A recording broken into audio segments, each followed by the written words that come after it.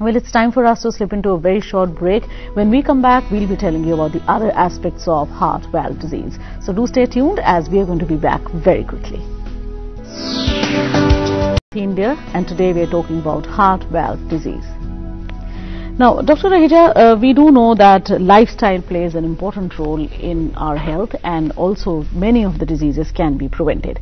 Now, as far as heart valve disease is concerned, does a good lifestyle or a bad lifestyle have an effect on a person who is suffering of this?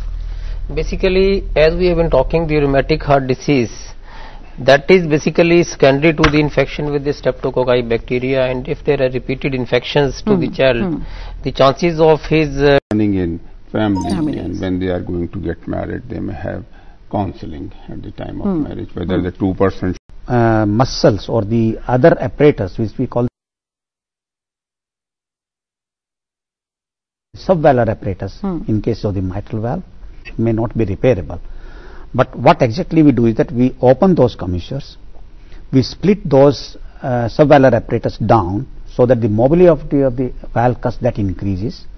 If it is decalcified valve, we may decalcify it if it is a calcified valve. Okay, that is a possibility. And we can enlarge the leaflets also with the help of the other tissues. Okay. To increase the length of the valve cusp to coact both of the leaflets very well. So that is the reparative process.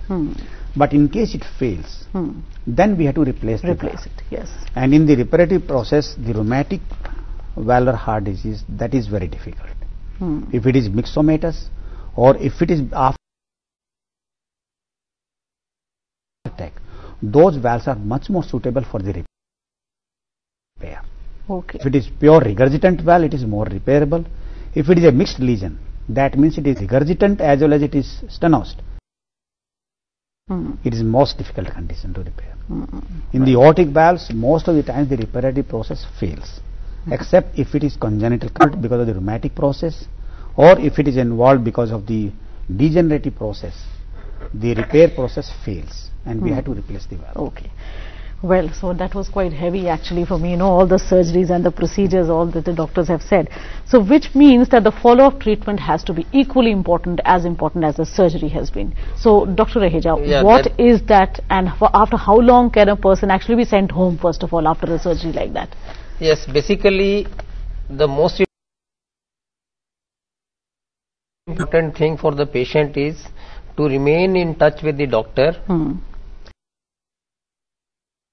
Even if the person is asymptomatic, like that is very important, because most will end up with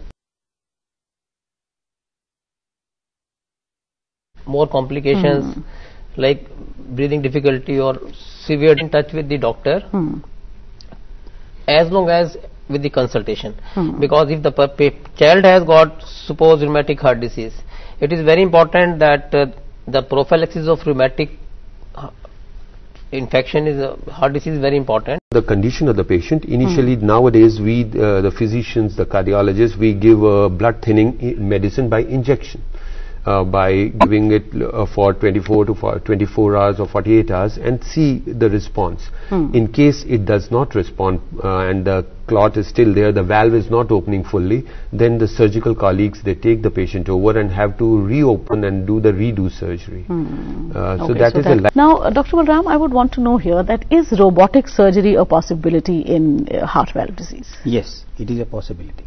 Okay. In fact, I'll say two aspects of it. One is the which we call the minimally access cardiac surgery.